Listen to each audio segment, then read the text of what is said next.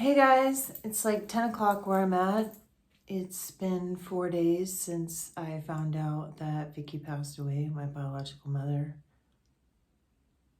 When I woke up yesterday morning, it was super early in the morning, and I think I had texted my brother the night before asking for my youngest brother's email address. Look at this is what I'm dealing with, you guys. Look. See. What are you guys doing?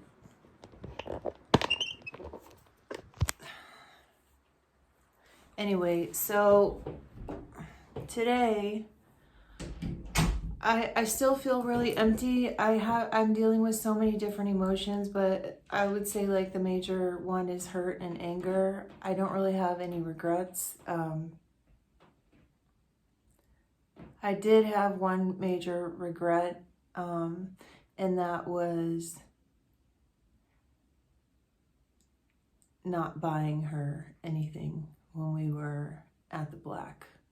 When we went to San Diego and we were at the beach, she really wanted to go into the Black. And it didn't occur to me until months later that she wanted me to buy her something. And I wish I just would have bought her something, because she liked getting stuff. She always got me a lot of different gifts, and the death is really crazy because I was feeling really guilty about this, and I was thinking about this at first, like, God, I never really bought her anything. And then it took probably till the end of the day, but then I'm like, wait a minute. I bought her a dog back when they used to be, back when selling dogs in dog stores was legal. A very expensive dog. I took her on like shopping sprees. I had done all kinds of things for her, but it was so long ago that I didn't remember. And you have like all these memories come back after someone's passed, and it's so I'm really hurt because she could have said goodbye. She knew she was dying. She could have, cared enough to say, hey, look, I know I've been a shitty parent, because how can you like not know you've been a shitty parent?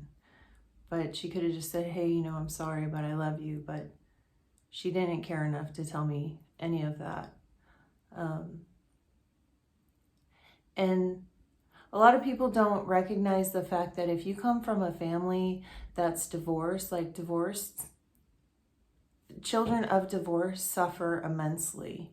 I'm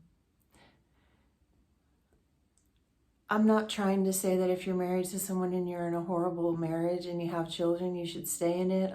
What I am saying is it's detrimental to a kid to watch their parents break up.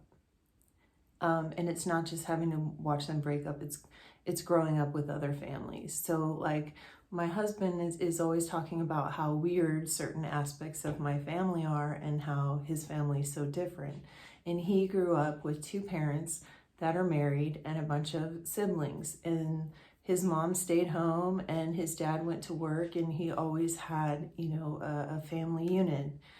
When I was younger, my parents were screaming and yelling at each other, and my dad was speeding out of the driveway every time there was a huge fight and disappearing for hours on end. So I had a lot of instability in my home. And then when Vicky left, my dad up and got married to someone else a year later, and she had a bunch of kids, and then that didn't work out, and they got divorced, and Vicky, my biological mother, went off and married someone else and had another kid.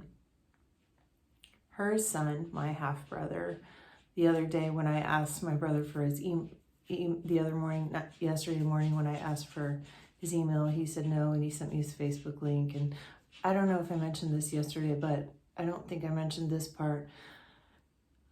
I looked at his Facebook and I saw a picture of him with her on his Facebook page and talking about how she was in the nursing home and that she passed away and stuff. And I saw her picture and she seemed happy. She wasn't missing me or giving a shit about me or caring enough to try to get in touch with me in her final days. No, she was telling me fuck off.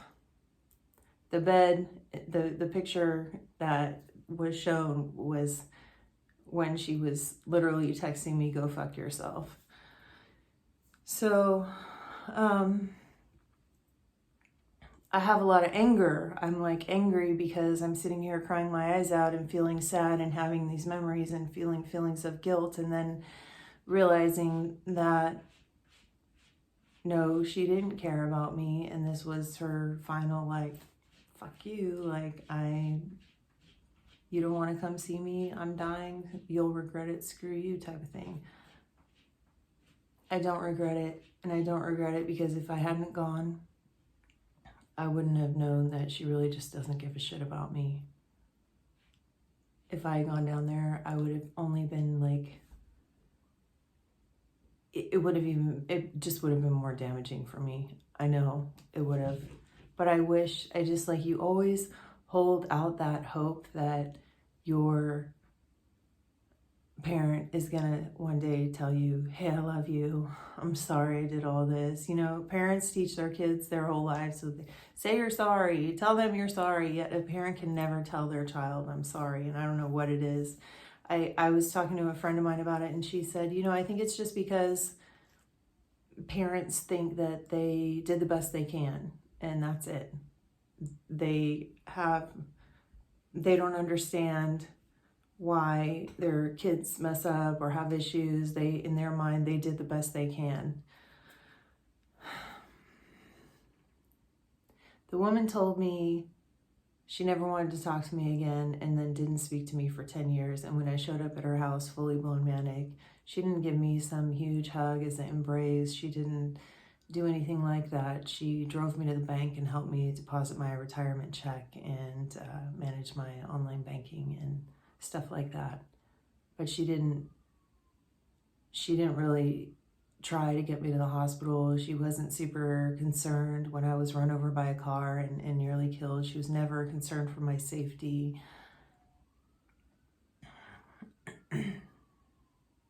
But yet, death is such a final thing. You can't help but like wonder, like, could you, like me personally, could I have been a better person? Could I have made her love me?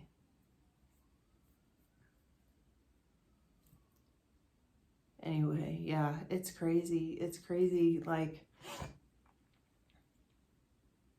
I love her. I loved her. But the her that I loved, I just don't even know who she was. So, yeah, that's it for today. We watched a movie. We've been watching a couple of movies. I haven't done as much music the last couple of days, which kind of sucks. But we did watch, Jeff and I watched a movie tonight. Crazy movie. Sick movie. I like sick stuff.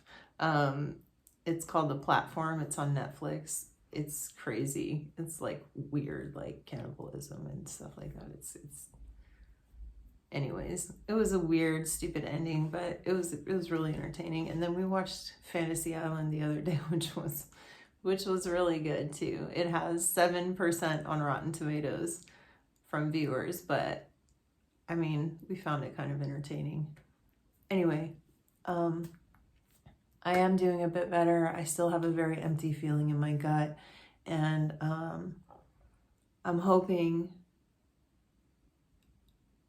I have counseling on Wednesday, so I think that will help.